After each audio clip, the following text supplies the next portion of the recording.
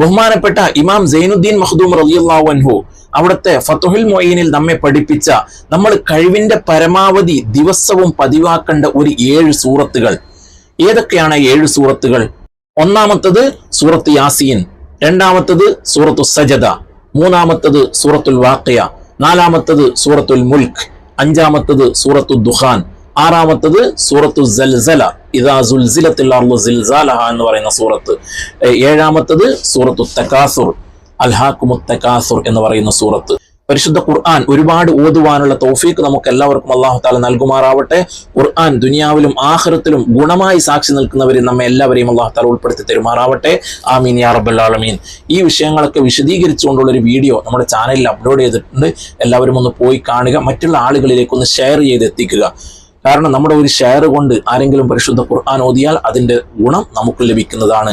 അല്ലാഹു തആല തൗഫീഖ് നൽകുമാറാവട്ടെ. ആമീൻ യാ റബ്ബൽ ആലമീൻ. അസ്സലാമു അലൈക്കും വറഹ്മത്തുള്ളാഹി.